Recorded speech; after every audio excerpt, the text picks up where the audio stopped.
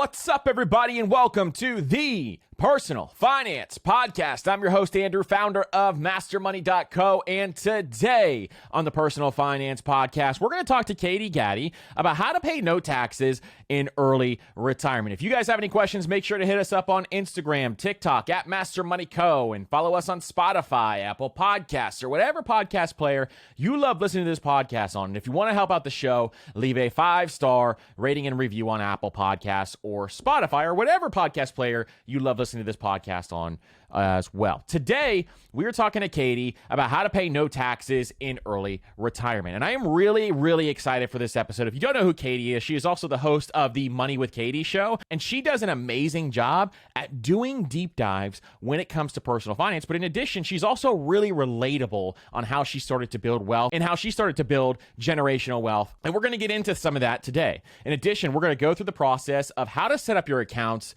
in early retirement so that you can pay no taxes, and some of the pros and cons of having brokerage accounts. We're going to talk about 401ks, IRAs, all those different things. In addition, we're going to break down the mortgage fee fiasco. And if you haven't seen this, or you didn't see me post it on Instagram, TikTok, or some of the other places we've been talking about this, inside of that mortgage fee issue, there's been an image circulating around the internet that we're going to dive into that basically states that people with higher credit scores may have to pay more fees when they go and get a mortgage. We're going to talk about why this is not true. We're going to dive deep into that. And lastly, we're going to talk about Ramit Sethi's new Netflix episode, How to Get Rich, and why that's so important for a personal finance show to be trending on Netflix. So I'm really excited for this episode. So I am really excited for you guys to hear this episode. I don't want to take any more of your time. So without further ado, let's welcome Katie to the Personal Finance Podcast. So Katie, welcome to the Personal Finance Podcast. Thanks for having me, Andrew. I'm really happy to be here. We are really excited to have you here because we actually polled our audience probably at the beginning of the year, and they asked, which guest do you actually want us to have on this podcast? And you were one of the top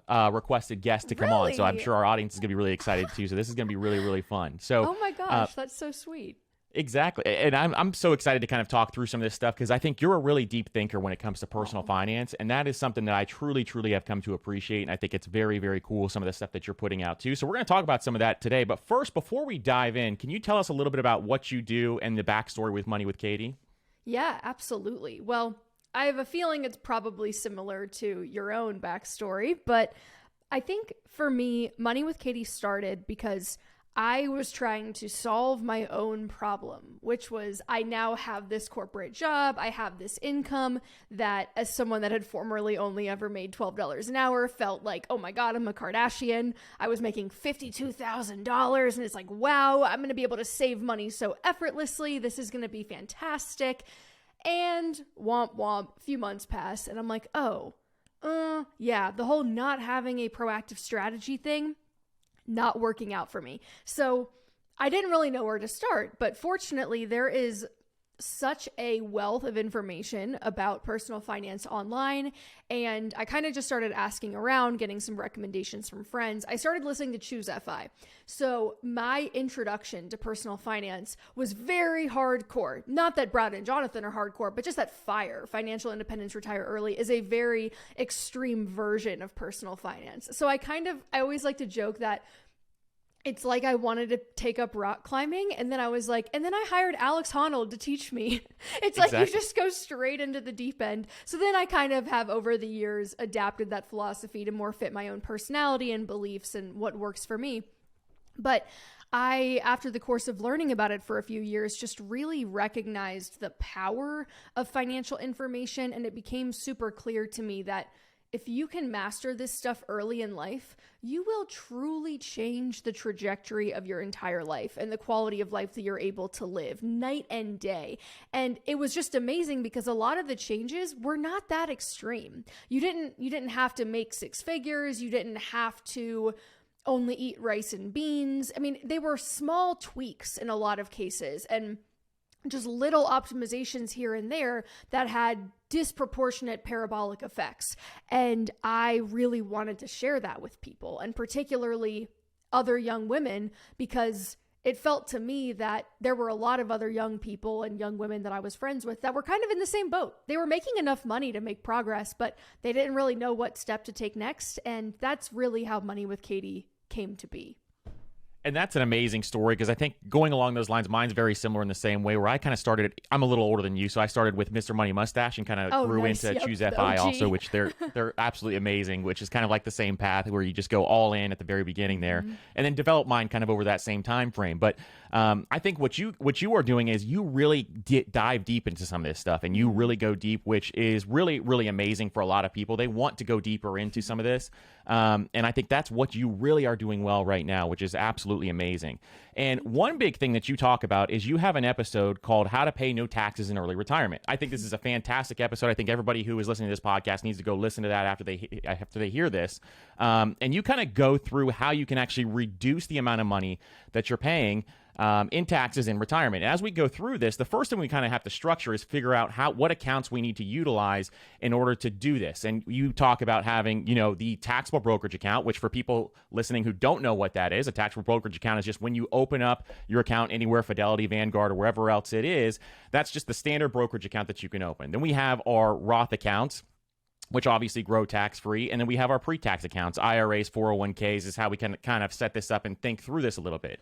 So can you kind of talk through how we can set these accounts up before we kind of dive into how this is going to work? Yeah, totally. So I feel like it is a required preface here, or a disclaimer, that this is, in my mind, kind of like the super mega nerd, you want to be as optimized as possible, never pay a cent in taxes in retirement version of events. But if you're like, I'm not trying to get it, perfectly fine-tuned and locked in, I just kind of want to have some tips and tricks along the way, you can kind of take this as far as you want. So if someone's already overwhelmed by the sounds of this, just know you don't have to execute it perfectly to see the benefit. So yes, you've hit on the major high points, which are, we need a taxable account, we need Roth accounts, and we need pre-tax accounts. The reason we need all three tax statuses is because it gives us maximum flexibility when we are performing a drawdown later in life. So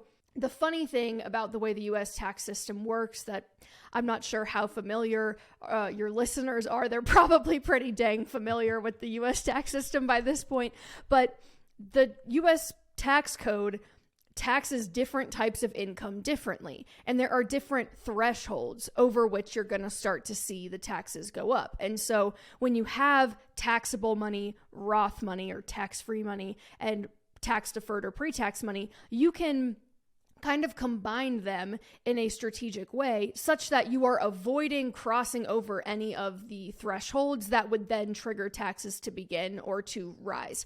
So that's kind of the overarching thought process that goes into this, but it is an amazing structure for someone that does not have earned income from other sources. So typically this is going to be early retirees, or I think real estate would still, if you had real estate income, it would still work, because I know some real estate income you don't have to pay taxes on, but I'm not as clear on real estate income tax. So I think this is like, if you are just someone that is only living off of investments, this should work well. Exactly. And I think that is one of the big keys to this. And you hit the nail on the head, is the word flexibility. Because when it comes to personal finance, we talk about this all the time in this podcast, you want to be as flexible as you possibly can with some of this stuff so that you have all the options available to you. And that's kind of what having these three buckets allows you to do between these three accounts. And we're going to talk about why it's important to have all these three accounts here in a second, so it kind of will come full circle for people. But at the same time, you nailed it. It's that flexibility that you really want to have. So in order to achieve this, and we've talked about this on this podcast once before, but we're going to kind of dive even deeper on this, is you want to do something called a Roth conversion ladder.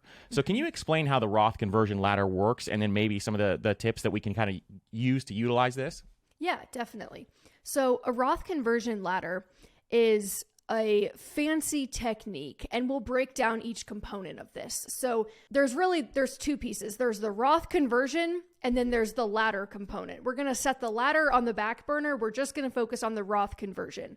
The Roth conversion is how you take pre-tax, tax-deferred money, aka the money that you've been contributing to your traditional 401k, and how you turn it into Roth money. Now, if I were to do this today in my current tax bracket with my earned income, my husband and I both work, right? We are in our peak earning years. So if I were to take money in that traditional 401k and try to convert it to Roth right now, I would pay a really heavy tax burden on that conversion, because it basically just gets stacked on top of all your other income and hits that top marginal tax rate. Not ideal. However, we know that if you are already early retired, well, you don't have any earned income. And not only do you not have any earned income, you still get your standard deduction. So for singles in 2023, your standard deduction is $13,850 per year. And for married filing jointly, it's $27,700. This is a very powerful tool that we're going to utilize for our Roth conversion in this hypothetical, because that standard deduction effectively just wipes that income off the top of your income. So it helps when you're earning money, right? But it really helps when you're trying to do Roth conversions and you have no other earned income. So let's say my husband and I this year, Jan 1, we have quit our jobs. We have no earned income this year. What we would do is we would take that $27,700 amount out of a traditional account and we would convert it to Roth. Now, by doing so, we have effectively used our standard deduction in a year where we have no other earned income to get a free Roth conversion. We're taking money that went into an account tax-free, grew tax-free, and now we're converting it to tax-free withdrawal eligibility by using the standard deduction for free, which is pretty powerful. And I think one of the coolest little loopholes that still exists out there for normal people to be able to leverage. Most tax loopholes only work for super rich people. So like the fact that your normal person can take advantage of this is great. And so once we've got that standard deduction, Roth conversion completed, we just have to wait for it to settle. So this is kind of the second half of the equation where, all right, we've made the conversion, we've paid no taxes on it, we now have this chunk of Roth money, but we have to wait 5 years to access that money. It's just baked into the rule that you have to let Roth conversions settle for 5 years before you can touch them. But the magic here is that I'm 28, right? So someone might be thinking, how are you going to do this in a 401k? You're 28, you're not 59 and a half. Well, we know that any money that is considered the cost basis in a Roth IRA, the money that you put into the Roth IRA, you can take that out whenever. That's chill, right? Because you've already paid taxes on it. The IRS is like, cool, you want to touch that, do your thing. Wouldn't recommend touching it early, but you could if you wanted to.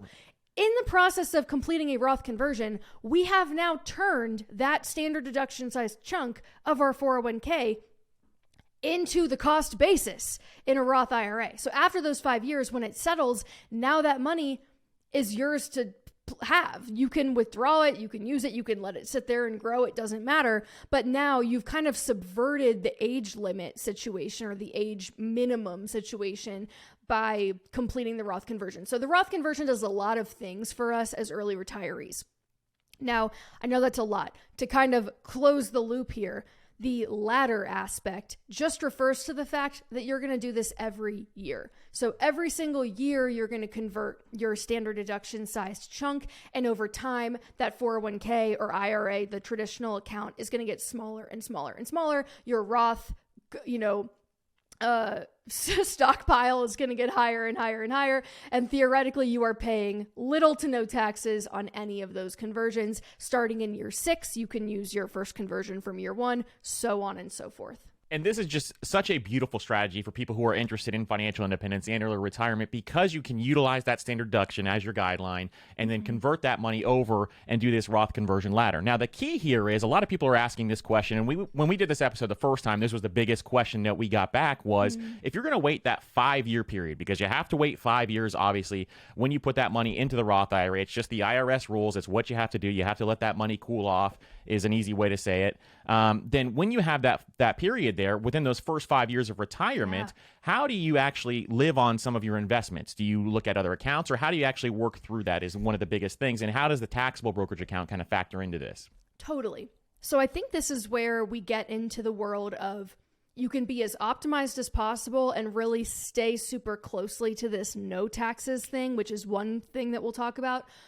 Or you could have part-time income from somewhere and still the total of like your part-time income and this conversion added together is still probably going to be a lot smaller of a tax burden than what your probably earning right now, working full time and like really trying to ascend to get your income as high as possible. Because in early retirement, you're just trying to make enough that you can support your lifestyle. You're not trying to save additional money, which obviously is going to make it a little bit easier. So like we said, there's a spectrum here of flexibility and optimization. You can really take it wherever you want. But I think if you're really trying to go hardcore, this is where the taxable brokerage account comes in and our long-term capital gains tax brackets. So I consider this a bit of an art and a science, because the science is very clear that these tax advantaged accounts are going to give you the biggest bang for your buck.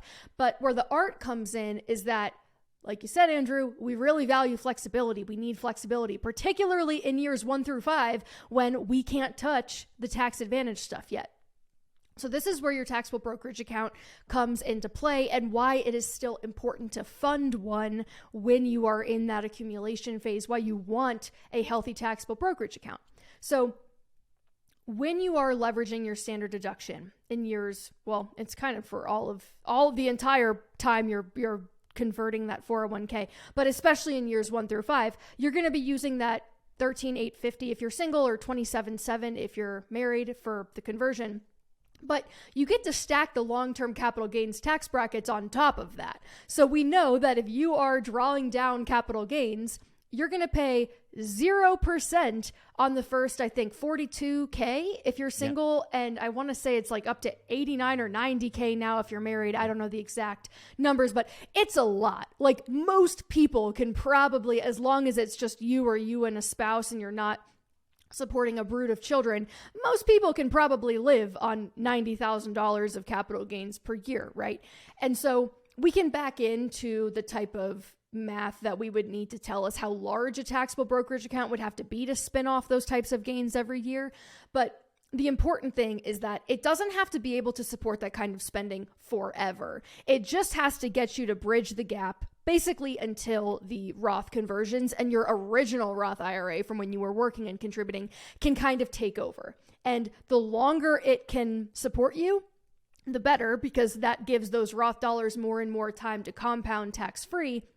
But really, it's kind of a numbers game at that point of how old are you when are you retiring, and then when do you turn 59 and a half, and when are you really going to probably start looking at other things like your original Roth IRA to support you. But I would say it's you definitely want enough in that taxable brokerage account to support years 1 through 5, and then any supplemental spending beyond that, which really, I guess, is just the difference between the Roth conversion amount and what you're spending on an annual basis. So the less you spend, the easier it is. But I know that that's not, not everybody has like lean fire aspirations. I personally have fat fire aspirations. Same here. And that mine kind of developed over time, where I was lean fire very early on, and then it just kind of went straight to fat fire, which is a very interesting thing, which for most people, if the goalpost moves, that's okay. It happens. It's one of the things that you kind of have to think through. So this is a beautiful, beautiful thing, because that taxable brokerage, if you can utilize those long-term capital gains, you really have a lot of money that you can play with here in this situation. And in addition, if you need to work, or you can do something like barista fire, where you do something you enjoy, maybe you love yoga, or you teach yoga for that time frame, where you can do something that you love, and at the same time still be able to kind of reap the rewards of financial freedom while doing something you love. And if you're someone who is kind of getting close to this time frame, and you're thinking through, hey, I did not really save enough into my taxable brokerage account to bridge this 5 years. Well, if you have something like an HSA and you have some qualified medical expenses that you can utilize, that's a third option that you have available to you, where you can kind of withdraw that money if you've saved those qualified medical expenses. A lot of people in their younger years don't have a ton of qualified medical expenses, but if you do, that's another option that you have available to you to kind of bridge this gap if you don't want to grow that HSA long term. So that's a third option that you can also have available to you. So one big thing. I would also add one other thing too, is that even if you're not using all of the money that, even if the top of the 0% capital gains tax bracket, like maybe you can withdraw 90K because you're married, you only need 50K. Still withdraw all 90K, get your full 0% capital gains, and then reinvest what you're not using, because it'll just raise the cost basis on those investments. So there's another little hack there. Absolutely. That's a great ad as well. I would definitely do that if you are kind of in this situation. That is a perfect thing to add in there. So One piece that I want to talk about here too is if you're like me, I have accounts all over the place and I have way too many accounts. I test out accounts for people to kind of talk through some of them and kind of go through that whole thing. But when we're in FIRE, financial independence, we want to kind of simplify our lives a little bit more so we can have more flexibility, obviously, at the same time. So is there something that you recommend when it comes to kind of simplifying here? Like, do you want to just have one Roth, one IRA, or how do you kind of think through that? That's a really good question. I am similar in that I also, because I'm always like, ooh, I want to try out this brokerage, or I want to see what this brokerage's sign up process is like. So I'm going to open this account with them. But I tend to think about it like, especially when I kind of project these fantasies onto my future, I'm like, all right, what I'm probably going to try to do is for both my husband and I have those 3 standard buckets where we'll probably each have a rollover IRA, because obviously once you're leaving work, he has a TSP because he's in the military. I have a 401k because I'm in the private sector.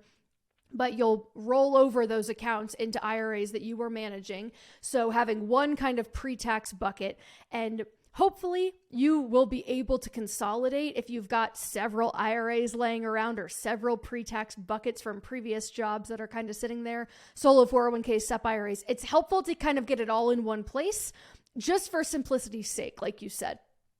I would say the one exception is that you probably want 2 Roth IRAs, because you want a Roth bucket that represents the money that you had been contributing throughout your entire career that is effectively not Roth conversions, but just straight up Roth contributions from the jump, because that's the account that you're probably going to use last in your life. Like once you've exhausted everything else, or maybe when you turn 65, I'm making this up, you decide, hey, I've had that Roth IRA compounding for decades. It is a gargantuan, and I want to buy a new dream home, and I need $300,000 for a down payment. Well, you don't want to declare $300,000 in income in a single year, so you're probably not going to want to sell that out of a 401k or a taxable account. But if you have a Roth IRA that's worth $1 million, that's a pretty good place to then take a $300,000 one-time distribution, because you're not going to pay taxes on that. So I would kind of think about setting that Roth IRA aside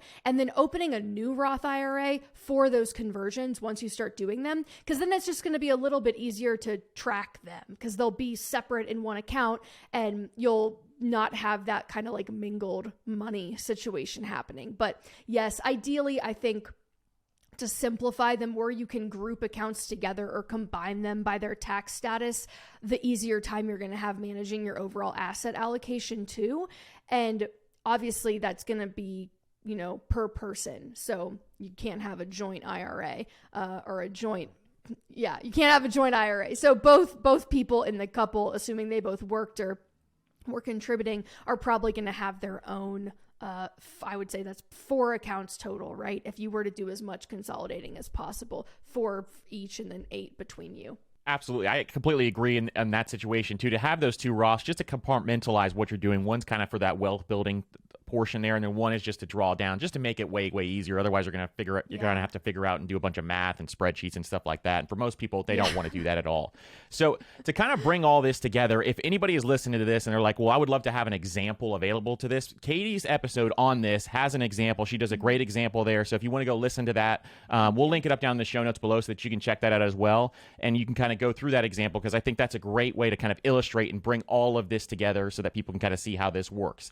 So Katie, I want to shift gears here, because you did a great deep dive on the mortgage fee fiasco. And we did a question on TikTok and Instagram kind of talking about this. And a lot of people started to freak out and say, I'm going to tank my credit score. Here's all these different things and scenarios that they were kind of thinking through. So I kind of want to lay this out for people. And it's not actually what it looks like. And that's kind of the key to know about this. So I'm going to kind of describe this image if anybody hasn't seen it yet. And then we can kind of dive in on some of the specifics here for it. So there's an image that came out. It looks like it was from Fox News, and it's a new mortgage fee structure. And it says 620 FICO score gets a 1.75% fee discount, and a 740 FICO score pays a 1% fee. So obviously, if you look at this at the surface, you're thinking to yourself, well, why do I even work hard to build up this credit score and have good credit and all this available? Yeah. But obviously, this cannot be true. This is not one of those things where it's actually not what it looks like on the surface. So can you kind of dive into some of the specifics on this and why it may not be true? Yeah, man, this was crazy because I remember when I first saw the screen grab, I was like, what in the hell is this? I was like, there is no way. Because just to kind of set the stage, I mean, credit scores as a mechanism for determining how expensive it is for you to borrow money, that's in place to protect the lender, right? The lender is not going to extend capital more cheaply to someone that it deems a riskier borrower. That doesn't make any sense. So right away, you know something is not quite right. But I think the reason this freaked so many people out is because when you buy a home, and particularly when you take out money to buy a home, as most of us do, you have to take out a mortgage. That is one of the most complex financial transactions that is considered super commonplace and super normal, but it's very complicated. And I think when people see percentages, they immediately start going to, oh, this is my interest rate. So if I'm taking this at face value, that means people with a lower credit score are getting a discount on their interest rate that's 1.75%, and I have a higher credit score, so I'm going to pay 1% more. Well, how much sense does that make? Absolutely none, right? But it's referring to the loan level price adjustment fees. So this is something that kind of came out of 2008, which, as we all know, very risky lending environment. The origins of the ninja loan, where really anyone with a pulse could walk in and be like, I want a house. They'd be like, here, have $1 million. So that was the environment in which these fees were born, that basically adjusts the interest rate that you're going to pay by, I don't know, between 25 and 250 basis points, we'll say. So it's not insignificant, but it's also nowhere near the most impactful part of your loan and the interest rate that you're going to get. So anyway, all of that background out of the way. What happened was Sallie Mae basically has a chart that you can look up, that it's, the rows going across are credit score ranges. And then the columns going down these are the fees that you are going to pay in addition to the interest rate that you're going to get from this lender based on how much you are putting down. So if you look at that top row for 780 and above, they have by far the lowest fees. If you are a 780 or above borrower under these new rules and you put 20% down, your fee went down. You're going to pay less now than you were before. If you're putting 25% down, you're going to pay zero in these new fees. So that group 780 and above generally benefited.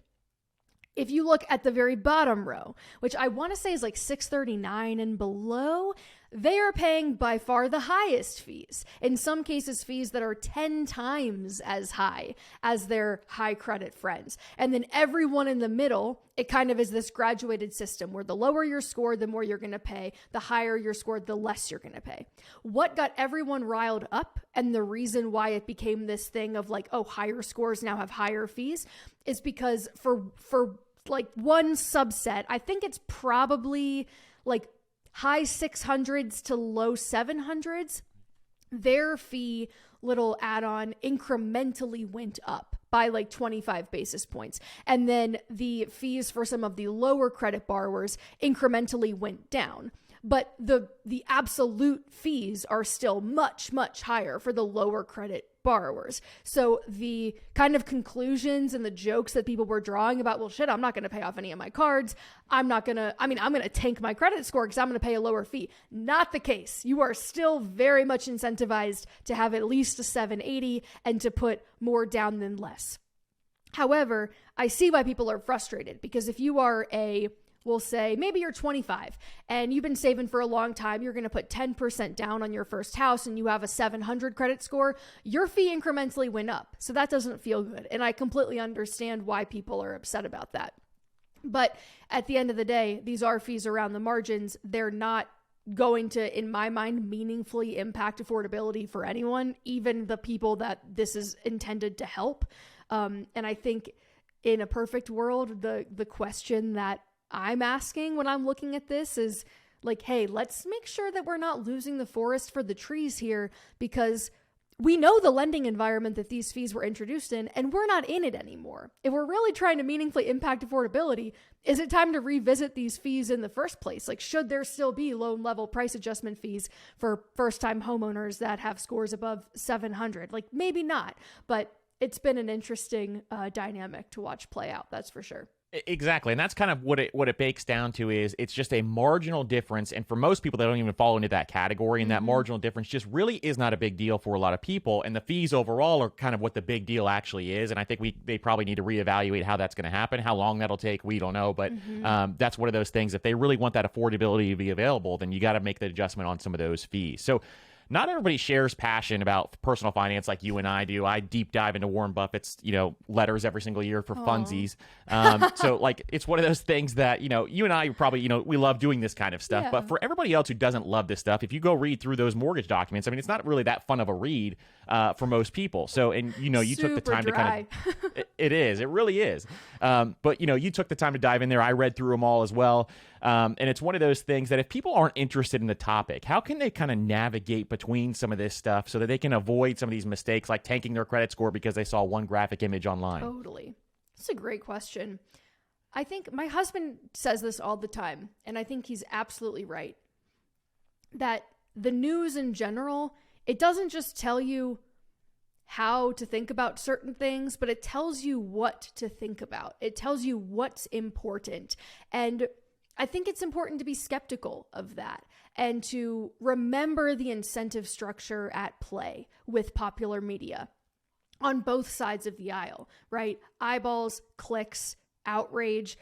I think they've done studies that like news that makes you angry is the best for their business. So anything that could be construed as negative or unfair or unjust is always going to be a headline. And I think in cases like this, common sense goes a really, really long way. Now, in this case, there was a kernel of truth that certain fees were going to be relatively lowered and certain fees were going to be relatively higher. But having the common sense and the kind of the distance from it to step back and go, now, wait a minute, though.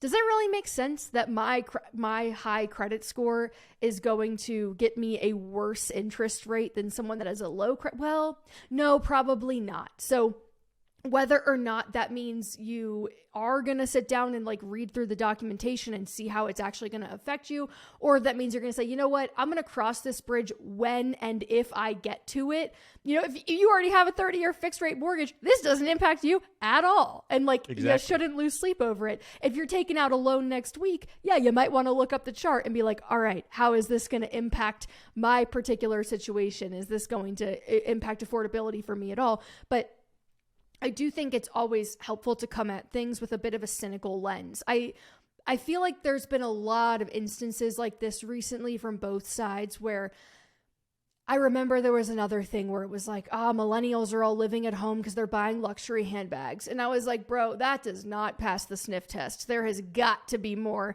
to that story than what is running in all these major newspapers. And sure enough, you look into the data and it's like, oh no, not at all. The subset of millennials who are living at home and the subset of very, very wealthy millennials that are buying all these luxury handbags. This Venn diagram is two completely separate circles. Like these are not the same group.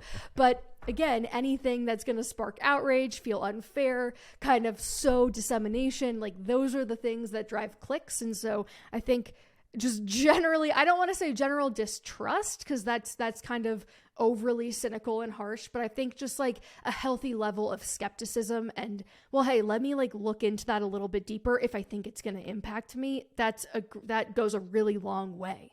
It truly does. And I agree with you to kind of look at it from a sinful lens in terms of most situations, especially when it comes to the news, like on TV and stuff like that, where you really just want to focus on the things that you can control and what truly impacts you. And outside of that, like you said, it just doesn't really matter if it doesn't impact you directly at this point in time. If it comes up later in the future, then you can kind of look into it and kind of see what's going on there. But at the same time, you just really want to look at it from a different lens and make sure that you're actually kind of doing some of the due diligence there. Like, that's not to say, I think it's extremely important that the American citizens hold politicians' feet to the fire and that we have these conversations and that we're politically engaged and that we care about systemic issues and try to change them. Absolutely. But when it comes to the psychological impacts of self-efficacy and feelings that you have control over your own life, individual solutions can be very, very powerful. And I think, like, if a friend came to you and said, hey man, I'm really having a hard time, I'm in a rut, I'm struggling, like, would you say, well, you know, the election's not for 3 more years, so hang in. No, of course not. Right. Like, you're not going to tell him to wait until you're going to say, well, hey, like, are you sleeping enough? How are you eating? Are you exercising? Are you getting enough sunlight? How's work going? Have you tried to talk to somebody? You're going to immediately start to try to help them find things that can individually help them. And I think that that's the same attitude that we kind of have to take with these types of things, where immediately when I'm looking at this chart, the takeaway that I have is, all right, I got to keep it above 780 if I'm going to borrow money, and I got to put at least 20% down. And then this doesn't impact me at all. It's not negative for me at all. That's the arena of control that I can exert over the situation. I'm not taking out a mortgage anytime soon, because have you seen the interest rates? That's not happening. But like in this particular instance, if that is your situation, like I think we overlook sometimes just how much psychologically simpler it is to be like, what can I control and how can I make those changes and then just move on and focus on more important things. Exactly. And I think that's the key. I like that term, arena of control. I think that's kind of the key there when you're kind of looking through this, as well as just what kind of impacts you directly, but also kind of diving deeper. And if it doesn't pass the smell test when you're looking at it, if it just doesn't make sense for some reason, that's kind of an indication maybe you should dive a little deeper and kind of look into it as you go forward there. So another thing that you did recently is you went to Ramit's How to Get Rich Premiere Party. Oh, yeah. And this is a really cool thing that you got to do, because Ramit has a major impact on my financial philosophies now. He was one, obviously, if you look at someone who's kind of questioning some of the things that we were just talking about here, Ramit's a major factor Ramit in something like that. would hate this conversation. He would be like, don't worry about all the taxes. What are you talking about? This is crazy. Exactly. Like he would think this is such overkill. He definitely would. And he's not about optimization on this kind of stuff at all whatsoever, which is funny. So when we're looking at some of this stuff, he had a major impact on me. And I know for you, you said, I've heard you talk about you found Choose FI and then you read Ramit's book a little bit later on. That was a major impact on me too, was his book and just the systems that he puts into place and how he kind of simplifies all of this stuff. And really the psychology behind it, the psychology that he kind of leads with his dream life and all that other, or with your rich life and all that other stuff that he kind of goes into is really, really powerful. And so one cool thing about this, though, is that he has this Netflix documentary that's really trending online. And it started with, Get Good with Money. If you look at Tiffany Aliche and Paula and all them, they had their Netflix documentary. And now Ramit's is doing really, really well. Talk about kind of meeting someone who had a big impact on your career first, and then we'll kind of get into some other stuff on this. Yeah, it's so cool to watch him really skyrocket now to the top of the mountaintop in a more mainstream way, because I think amongst the personal finance community, he's already kind of a rock star and considered like the tippy top.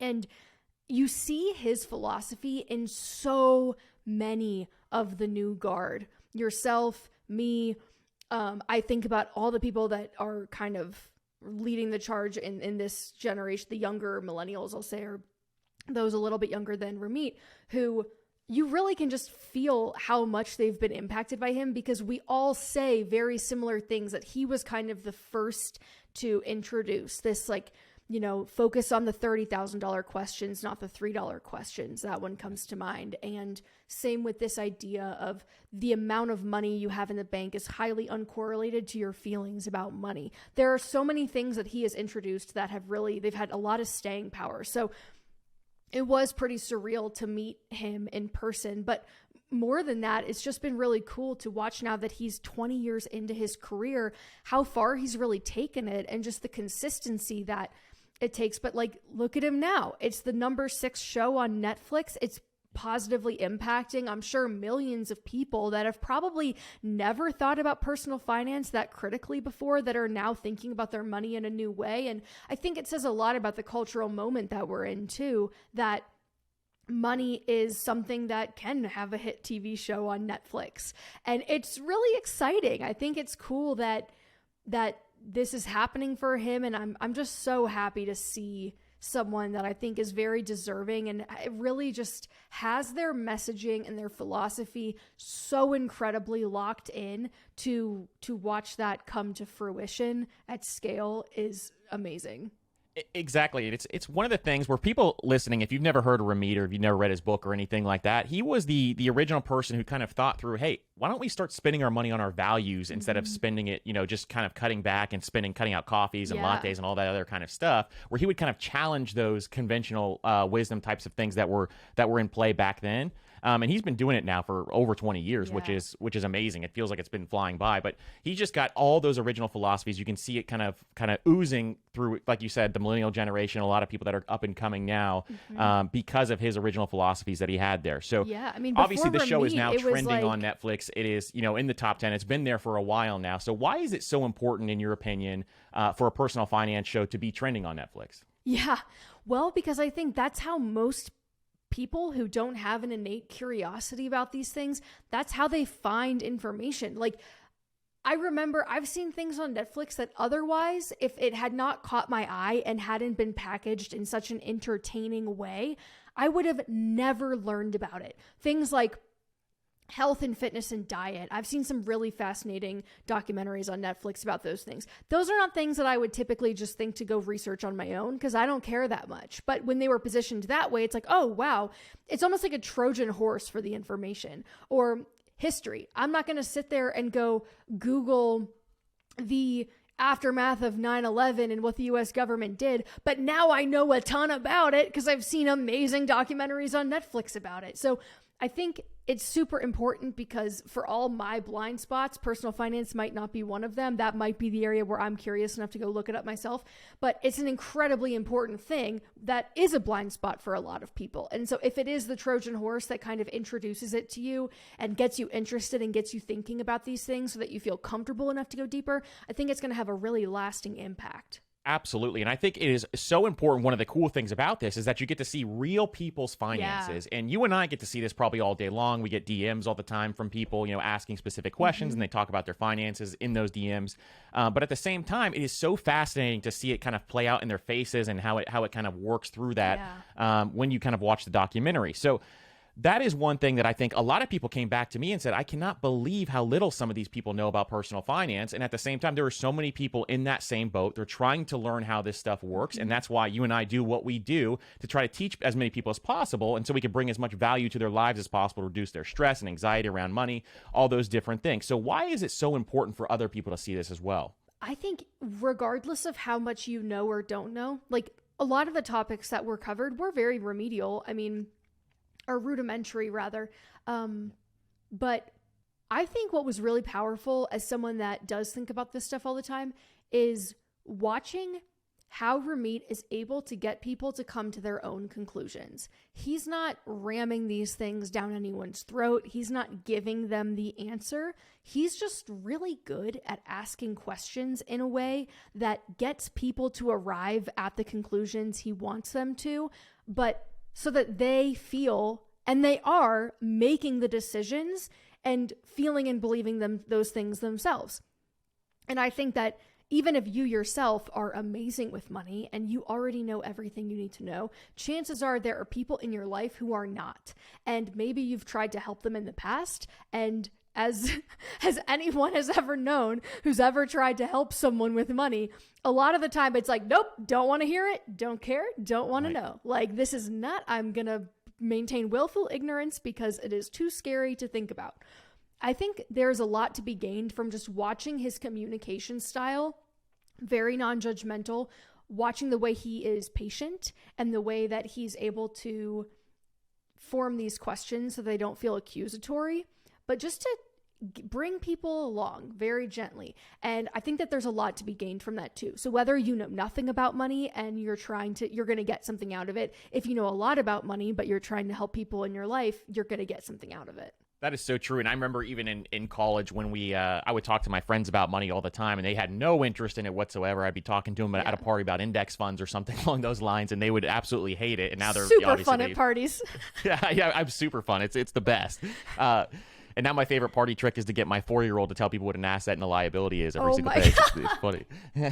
But that's kind of one of the things where a lot of people don't want to hear it. But when you put it into this context, if you put it into this situation in this style, I think it's actually really fun to kind of watch all this stuff play out. Yeah. And the beautiful thing, like you mentioned, is that he almost puts psychology first. So he's obviously, I think he has a degree in psychology. And so he utilizes that to kind of ask the right questions. And he's so incredibly patient to wait until they kind of give the answer and kind of find that answer themselves. Because I think it really does help people when you ask those questions in that way. And so it's a really, really powerful way to kind of go through this process. And I think if anybody hasn't seen that documentary yet, it's definitely worth a watch for sure. It's called How to Get Rich on Netflix. It's an awesome documentary, and kind of going through and kind of seeing some of these people's lives is really, really entertaining. So that's another piece to that as well. So Katie, I want to shift gears here. These are some questions that we like to ask a lot of our guests, and they go a little deeper than some of the stuff that we were just asking now, obviously. But this is going to be a fun one. So what part of your work or life makes you come alive? Ooh, writing. I love writing. So when I get an idea, whether it's from listening to someone else's show or reading a book, or I get ideas from everywhere, but when I feel like I have a really good idea and then I just get in the zone and I go total flow state and the time just like disappears. And it really does come out in your newsletter. If you guys aren't subscribed to Katie's newsletter, it is a fantastic read every single week. It comes out once a week, right? Yes, every Wednesday. Yeah, perfect. So we'll link that up in the show notes down below too, so you guys can check that out. What is your biggest fear when it comes to money? Okay, if I'm being honest, I have two.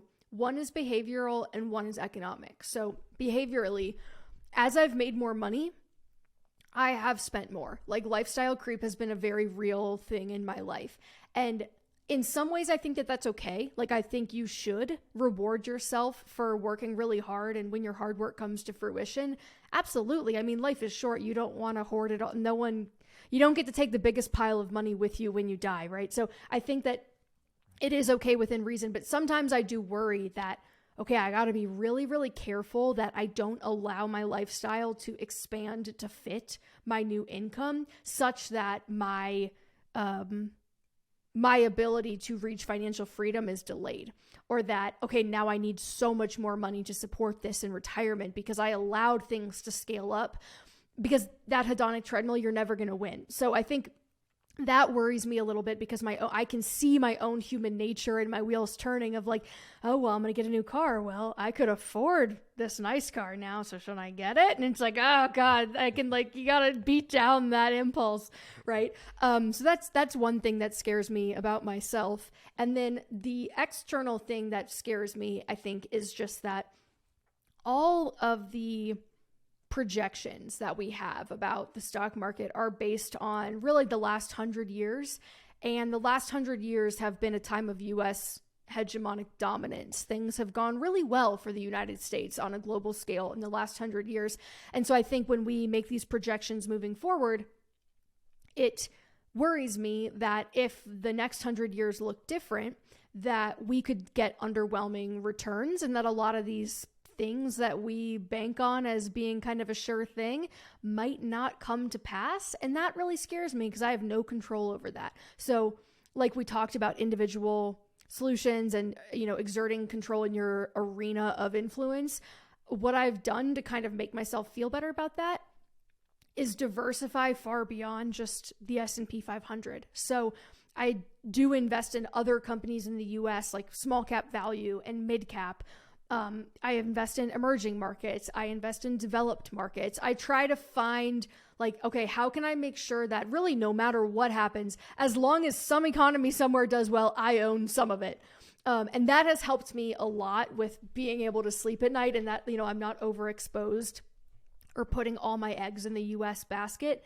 But I do think that at the end of the day, the US markets are very strong. They're huge. They're well regulated. The US economy, I think, is one to bet on. I'm not sure if it'll be the exact same as the last 100 years, but I think it's still one of the safest bets that I feel comfortable making. But I'd say that is probably my biggest fear, is that what if everything kind of goes sideways for the rest of my life. You just never know. Those are both two very valid fears. Those are things that I think about a lot, especially when it comes to the lifestyle creep one is a big one for me. I've had YNAB for like 10 or 12 years, and that's kind of the budgeting tool that I've used for a very long time. You look back on those early years and you're like, oh, how did I do that? Like, we've gotten so far. If I want to get depressed, I go back and look at what I had originally, which is like it's the worst thing in the world. But it's just one of those things where I think about that all the time. I probably have 10 Amazon boxes at my front door right now that I'm probably spent too much on. So like, it's one of those things where like, I always am trying to think about that and kind of consciously go through that. So that's a big one for me too, is just kind of controlling those impulses, because it's one of those things where obviously you want to enjoy your money and put it towards what you value, but at the same time, I want to make sure that I actually value it. So it's kind of one of those as I think through that.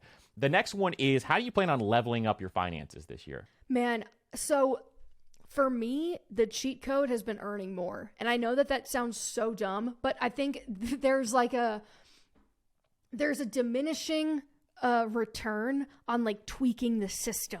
You know, you can, I'm going to, tweak my asset allocation this much, or like, I'm going to open a new high yield savings account that gets 4% instead of 3%. Like, those things are going to help, make no mistake. You're going to get some marginal utility out of those decisions. But I kind of found that once I got my system locked in, where it was like, all right, load up the pre-tax accounts first, hit the Roth account, everything overflow goes in the taxable, and then spend under this much per month, and just try to make that the upper limit so that the save rate is somewhere in the 75% range.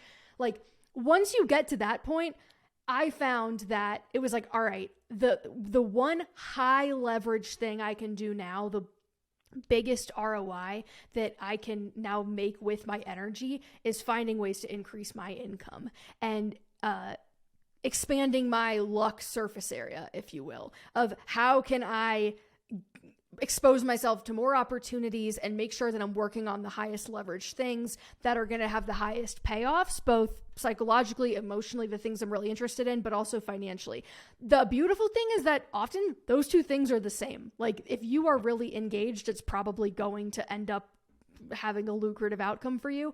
I've found, at least in business, but I think that focusing on how can we just keep turning up that dial and keep putting more money into this system that's working well, that's kind of been my play. And for a while, I thought I was going to start investing in real estate, but this is just not historically a great time. Like, I cannot get the numbers to work. And I think that that's something that I'll do in the future. But for this point in time, and the business that I have now and the opportunities and some of the people I'm meeting, like yourself, it's become obvious to me that this is the arena of life that like makes the most sense to really pour the energy into. Absolutely. And you're speaking my language right now, because what we talk about in this podcast all the time is kind of get your system together, automate that system, and then focus on increasing that income, because the income portion of that whole equation is the thing that's going to solve a lot of your problems when it comes to money, especially when you really, really need to grow that income. And as your income grows, you could just kind of add more fuel to the fire every time you do this. And I agree with you on the real estate side too. I've been investing in real estate since 2016 or 17. Nice. I haven't been able to get the numbers to work for like 3 years. So it's just one of those things. Do you invest in Florida? It's really difficult, especially in my area, unless I want to go to like Toledo, Ohio or something like that and invest out of state. That's one of those things where it's kind of thinking through this stuff and kind of trying to get those numbers to work. I may go out of state eventually, but we'll kind of see there too. But I think you're right. Right now, that's kind of the best thing to kind of focus on as you go through this process. Yeah. So the next one is, what is the best money advice you've ever received? Oh, that's a good question. The best money. I think I'm going to throw it back to the Ramit quote, which is, the amount of money you have in the bank is highly uncorrelated with how you feel about money. When I got my first starting salary, I felt richer than God. I was like, I have so much money. And now I have way more money and make way more money than I did back then. And I worry about it more than I did back then, because back then I was just ignorant and I didn't know any better. So I think that is a very important reminder that I truly tell myself every single day. They surveyed people with, I want to say it was like 500,000, $1 million, $2 million, $3 million, $4 million, $5 million. They said, how much money does it take to feel free? Every single group said double whatever they had. So like, if you had $1 million, you said, I need 2 million. People that had 2 million said, oh, you need 4. People that had 3 said you needed 6. And it was true across every level. So I think defining what is enough for you and getting really honest with yourself up front, because I think when I started and I was lean FI like yourself, my FI number was 750K. Well, that's in the rear view now, right? And it's nowhere. Now I'm like, no, now I need 3 million. So I think that there's a balance there of, you want to make sure that when you're calculating those numbers, you are really confident that the lifestyle that's going to enable you to live is the lifestyle that you could live forever. Yeah, I could make 750K work when I was spending $2,000 a month as a single 24-year-old, but like, that's not the lifestyle I have anymore. That's not the life I want to live. And if I were honest with myself back then, I probably would have known that back then too. So I think your money can do a lot of things for you. It cannot make you psychologically impervious to things that are bigger than money, like fear and purpose and happiness. You can't ask money to do those things for you. It can do a lot, but it can't do that. Exactly. And like you're saying it, like as life develops, the goalpost kind of moves. For me, when it really started to move was when I started to have kids, and my wife and I were kind of going through that process. I and haven't once had I had kids, exactly. That's kind of like another moment where it happened for me. Yeah. So it was kind of like I had that lean ambition, and then all of a sudden it kind of moved over to fat fire, because there's just a lot more things I want to do when that happens. And now there's I want to give a lot more too. So that was another factor that kind of increased that amount as we went through the process. Yeah. But that goalpost moves, and it's kind of natural for that to happen, but really kind of nailing down the range where you want to be is very, very important, just because you got to be able to have that goal in place. Otherwise, you could start to fall and trickle behind if you don't have that goalpost in the right spot. So the last one is my favorite question, and it is one that we've asked every guest in this podcast, whether they're a personal finance person or they're not, and we get some interesting answers on this. So what does wealth mean to you? What does wealth mean to me? I feel like the most common answer you probably get is freedom, or like time freedom. I think wealth to me is security. And I think that if I were to be really honest about why I have fallen so deeply down this rabbit hole, it's because it represents to me the ability to never be stuck, and the security that within reason, you're going to be okay, and that you're going to be able to fix most of the problems that come your way, because most things in life are money responsive. So someone who is very wealthy and someone who is not, if both of them receive the same health diagnosis, I can tell you which person has a better shot, because we have a system in this country where the amount of money you have determines the kind of healthcare you can receive, which again, all of this kind of comes back to like, it's figuring out where the system is broken and acknowledging that, and then also figuring out, okay, but this is the system I have to live in, and this is what I have to work with. So what can I control, right? So I think for me, it's security and just knowing that I'm giving myself the best shot at living a good life and living a dignified life. And hopefully, to your point about giving, helping other people to live a dignified life too. I mean, I would love to see the wealth gap close before I die. I hate that there is a gender or race wealth gap. I think that that's absurd. I think that we can close that. We should close it. I would love to see things like universal healthcare happen before I die. I think it's insane that like if you're poor and you get cancer, it's kind of game over for you because you're not going to be able to do anything about it. Those are all things that like I would love to see changed and improved. And I think when you have a platform and you have money, you have a lot of influence over those things, more influence than you probably realize. And so on the personal level, it's security, but for myself, and I think at the platform level, it's security for other people. I love that answer, because I think for a lot of people, one of their biggest stresses in life and one of their biggest causes of anxiety is their money. And if you can kind of figure out that problem, it's obviously one of the leading causes of divorce and all these other things. If you can figure out that problem, it's going to reduce your stress and anxiety in that area. Obviously, there's going to be stress in other areas. But when it comes to money, if you can reduce that, it obviously increases happiness overall because you can reduce some of those stresses and some of the anxiety. And I love that because I think originally one thing that when we started this podcast, one thing thing that I thought about as we did that was just thinking about somebody finding this who is in a really poor environment and they just found this podcast randomly in some way, shape, or form. My goal was to kind of teach that person from point A to point Z how they could actually build wealth and kind of change their family's financial tree. And so that's the cool thing that you and I get to do now is kind of have that platform to be able to kind of teach people how this stuff actually works. So it's a very, very cool way to kind of go forward with that as well. So Katie, this was absolutely amazing. It was a wonderful conversation. I know everybody's going to love this one. So tell us where people can find more about you and what you have going on, the Money with Katie show and everything else. Yeah, this was a pleasure. Thank you. I thoroughly enjoyed this conversation, even though I got to do most of the talking. So sorry, Andrew. But you can find me at Money with Katie on Instagram and Twitter. You can find me at The Money with Katie Show, wherever you get your podcasts, and on YouTube, particularly if you're a podcast person. I think you're going to like it. And moneywithkatie.com. That's where we post all of our blogs, where we have all of our free resources. A lot of our content lives there, and our little email series that you can sign up for. Majority of it is free, and you can sign up for our weekly newsletter there as well, like Andrew alluded to. Amazing. Well, thank you so much for coming on. We're going to link all of those down in the show notes below. So if you guys want to check those out, make sure you do, because it is absolutely amazing. I love everything that Katie puts out. So we will link all those down in the show notes below so that you can access some of those as well. Katie, thank you so much again. Thank you.